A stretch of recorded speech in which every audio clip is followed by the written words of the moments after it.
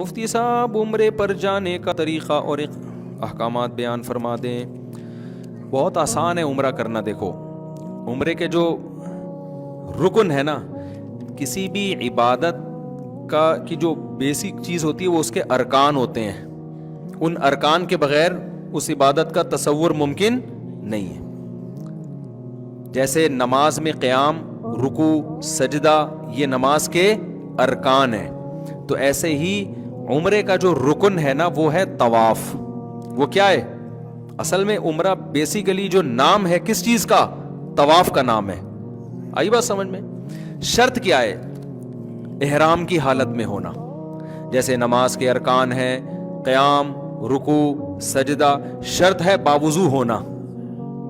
تو وضو یہ نماز کا رکن نہیں ہے۔ نماز رکن کہتے ہیں اندر کی چیز، اور شرط کہتے ہیں جو باہر کی چیز ہو، جو براہ راست نماز نہیں ہے۔ تبھی آپ کا پہلے سے وضو ہو تو کرنے کی ضرورت ہی نہیں ہے آپ کو، لیکن پہلے سے رکوع کیا ہوا ہے تو کیا نماز میں رکوع نہیں کرو گے؟ پھر بھی کرو گے دوبارہ، ٹھیک ہے نا؟ تو ارکان جو ہے نا اس کے جو بنیادی چیزیں ہوتی ہیں، تو اسی طرح خوب یاد رکھو کہ عمرے کا جو رکن ہے، اس پہ کلپ بنائیں، یہ لازمی ضروری ہے۔ بہت سے لوگ یہ سوال پوچھتے ہیں۔ عمرے کا جو رکن ہے وہ ہے بیت اللہ کا طواف۔ شرط کیا ہے کہ احرام کی حالت میں، احرام کی حالت میں، احرام کی حالت کسے کہتے ہیں؟ احرام اس چادر کا نام نہیں ہے جو آپ نے اوڑھی ہوئی ہوتی ہے، خوب سمجھ لیں۔ سمجھ میں آ رہی ہے بات؟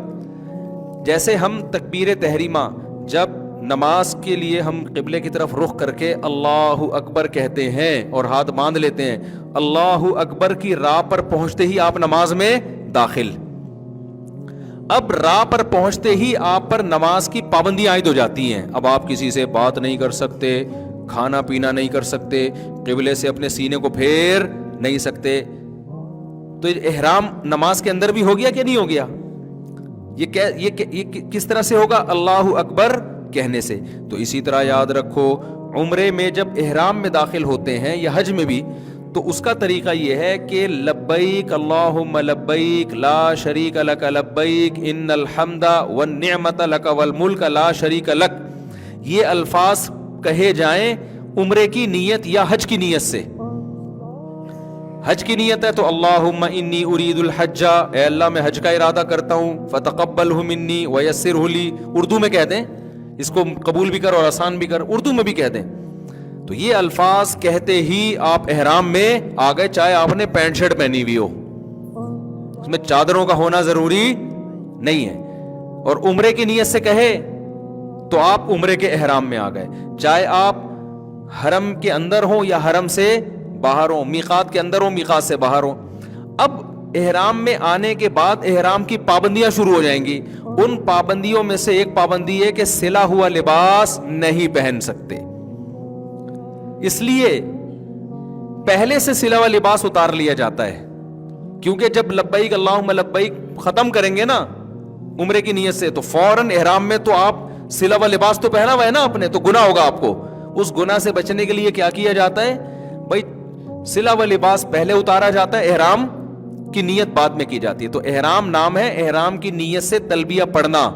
اس حالت میں جو آپ آ جاتے ہو نا، اس حالت کو احرام کی حالت کہا جاتا ہے، ان چادروں کو احرام نہیں کہا جاتا۔ وہ چادریں جو ہیں احرام کا حصہ ہیں، یعنی احرام کی پابندیوں میں سے ایک پابندی، اور وہ چادریں بھی نہیں ہیں۔ اصل حکم یہ ہے کہ سلا ہوا کپڑا نہیں پہننا۔ اب ظاہر ہے سلا ہوا کپڑا تو نہیں پہنیں گے تو اب کیا کریں؟ پھر تو کچھ تو پہننا ہے نا۔ تو وہ جو کچھ پہننا ہے وہ احرام میں داخل نہیں ہے، وہ کچھ پہننا وہ اس کا شرم و حیا سے تعلق ہے، صحیح ہے نا، کہ بھئی سلا ہوا نہیں پہننا۔ یہی وجہ ہے، یہ میں اس لیے بتا رہا ہوں کہ بعض لوگ احرام باندھ کے واش روم جا رہے ہیں تو ان کو وہی چادریں اتارنی پڑتی ہیں، واش روم سے فون کر رہے ہوتے ہیں مفتی صاحب میں احرام کی حالت میں ہوں، چادر اتار سکتا ہوں؟ تو میں ان سے پھر کہتا ہوں بھئی یہ چادر احرام نہیں ہے، یہ تو آپ اتار لیں چادر۔ یہ تو پہنی اس لیے جاتی ہے تاکہ لوگ آپ کے، صحیح ہے نا، اچھا نہیں ہے نا، یہ بری بات ہو جائے گی نا۔ خود سوچو، تنہائی میں بیٹھ کے کبھی غور کرنا میں کیا کہہ رہا ہوں، اچھی بات ہے یہ۔ تو جسم تو چھپانا ہے نا اپنا، تو اس کے لیے یہ کیا جاتا ہے، تو اس میں چادریں داخل نہیں ہیں۔ دوسری بات یہ کہ اس احرام، اگر آپ مکہ جا رہے ہیں کسی بھی نیت سے مکہ جا رہے ہیں، میقات سے باہر سے، جیسے کراچی سے، طائف سے، مدینہ سے، تو اسلام کا حکم یہ ہے کہ آپ میقات بغیر احرام کے کراس نہیں کر سکتے. تو وہ ایک الگ چیز ہے. وہ کیا ہے؟ اس کا عمرے سے تعلق نہیں ہے، بلکہ اس کا اس سے تعلق ہے کہ آپ نے عمرے کی نیت کر کے میقات میں احرام باندھا کیوں نہیں، آپ نے عمرہ کیا کیوں نہیں. تو عمرہ نہ کرنے کی وجہ سے آپ پہ دم واجب ہوتا ہے. تو اب اس کا عمرے سے براہ راست تعلق نہیں ہے، بلکہ وہ یہ ہے کہ مثال کے طور پر شریعت آپ کو حکم دے کہ فلاں وقت میں نماز پڑھو، نہیں پڑھے تو یہ سزا ہے آپ کی. تو اب جو بھی باہر سے آ رہا ہوتا ہے مکہ یا بیت اللہ، مکہ جا رہا ہے کسی بھی کام سے، تو اسلام اس پر لازم کرتا ہے کہ آپ چونکہ مکہ اللہ کا شہر ہے، آپ اس پہ جا رہے ہو اور آپ ہو بھی مسلمان، تو یہ جو اللہ کی باؤنڈری ہے نا جس کو میقات کہا جاتا ہے، تو پہلے آپ نے جا کے عمرہ کرنا ہے اور احرام آپ کا شروع ہوگا میقات سے پہلے. یہ اگر آپ نے کراس کیا میقات تو بعد میں احرام تو مان لیا جائے گا، لیکن دم آپ پر واجب ہوگا کہ آپ نے کیوں یہ بغیر احرام کے کراس کیا. سمجھتے ہو کہ نہیں سمجھتے؟ اور جب حرم میں پہنچ گئے آپ، پھر دوبارہ عمرہ کرنا ہے تو پھر احرام باندھنے کے لیے ضروری ہے کہ کم سے کم مسجد عائشہ تک جائے. وہ افضل تو یہی ہے کہ پھر میقات سے باہر جائے، لیکن مسجد عائشہ سے کر لے گا تو بھی اس میں اختلاف ہے علماء کا. ہماری جو رائے ہے وہ اس کے مطابق ہم جواب دے رہے ہیں. تو خلاصہ میں جلدی سے سمیٹتا ہوں.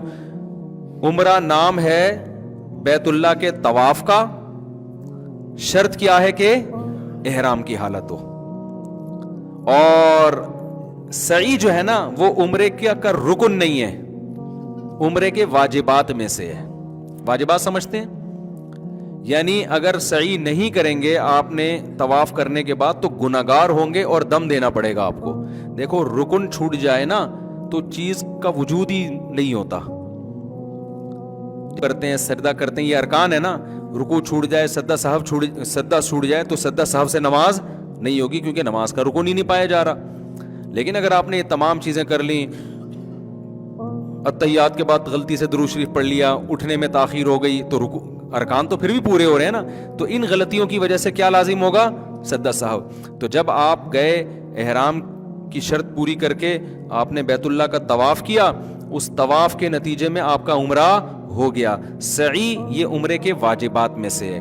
آپ اگر نہیں کریں گے تو گناہگار ہوں گے، لیکن عمرہ آپ کا ہو جائے گا، آپ پر دم واجب ہوگا. لیکن طواف ہی چھوڑ دیا آپ نے تو دم سے عمرہ نہیں ہو جائے گا، پھر تو کیا ہی نہیں آپ نے عمرہ. تو اس میں جو مرکزی حیثیت ہے وہ بیت اللہ کو ہے. آپ جو جاتے ہیں بیت اللہ کے طواف کرنے کے لیے جاتے ہیں اصل میں. حج کس کا نام ہے؟ حج میں 2 ارکان ہیں، عمرے میں کتنے ہیں؟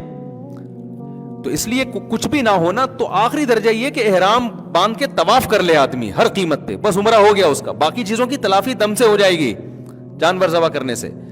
تو حج میں بھی یاد رکھو 2 کام حج کے ارکان میں سے ہیں، وہ نہیں ہوں گے تو حج نہیں ہوگا آپ کا. 2 کام کر لیے نا تو حج ہو گیا، باقی تمام چیزوں کی تلافی دم کے ذریعے ہو جائے گی. تو ایک ہے اس میں طواف زیارت جو بقرعید کے دنوں میں ہوتا ہے، سمجھتے ہو؟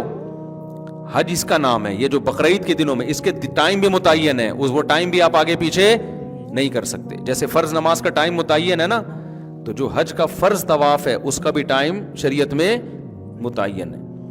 اور دوسرا رکن ہے وقوف عرفہ. عرفہ کے میدان میں 9 ذی الحجہ کو جا کے ٹھہرنا، اور شرط یہ ہے کہ احرام کی حالت ہو. اور یہ احرام کی حالت میں ہونا یہ وقوف عرفہ کے لیے شرط ہے، طواف زیارت کے لیے شرط نہیں ہے. تو 9 ذی الحجہ کو جو عرفات کے میدان میں چلا گیا احرام کی حالت میں، اور وہاں تھوڑی دیر بھی اسٹے کر لیا اس نے، یہاں تک کہ ہیلی کاپٹر سے بھی گزر گیا، کسی بھی طرح اس میدان کی محاذات میں آ گیا، اور پھر بقرعید والے دن اس نے 7 چکر بیت اللہ کے گرد لگا لیے، تو اس کا حج کیا ہو گیا؟ کمپلیٹ. باقی گناہ ہوگا اس کو کہ وقوف منی کیوں نہیں ہے اور سعی کیوں نہیں ہے، تو ان گناہ بھی ہوگا، اور اس کی تلافی کے لیے رمی کیوں نہیں کی اس نے. تو یہ ساری چیزیں کی تلافی کس کے ذریعے ہو جائے گی؟ دم کے ذریعے. اس لیے خوب سمجھ لو کہ اگر حج کا آپ احرام باندھ لو نا تو اب ہر قیمت پہ آپ نے وقوف عرفہ کرنا ہی کرنا ہے. اور جو لوگ طواف زیارت چھوڑ کے آ جاتے ہیں نا حج میں، فلائٹ نکل رہی ہے، تو یہ خوب سمجھ لیں کہ طواف زیارت میں احرام کی حالت تو ضروری نہیں ہے، لیکن جب تک طواف زیارت کوئی نہ کر لے اس وقت تک اس کی زوجہ اس کے لیے حلال نہیں ہوتی, اور عورت نے اگر کیا ہے تو وہ اپنے شوہر کے لیے حلال نہیں ہوتی. کتنے لوگ ہیں طواف زیارت چھوڑ کے آئے ہوئے ہوتے ہیں, ان کے بچے بھی پیدا ہو رہے ہیں یہاں پہ, تو یہ غلط ہے. تو وہ ہر قیمت پہ جا کے کیا کرنا پڑے گا؟ تو اس لیے طواف زیارت کو حج میں بہت فوکس کرنے کی ضرورت ہوتی ہے کہ بھائی یہ تو کرنا ہی کرنا ہے.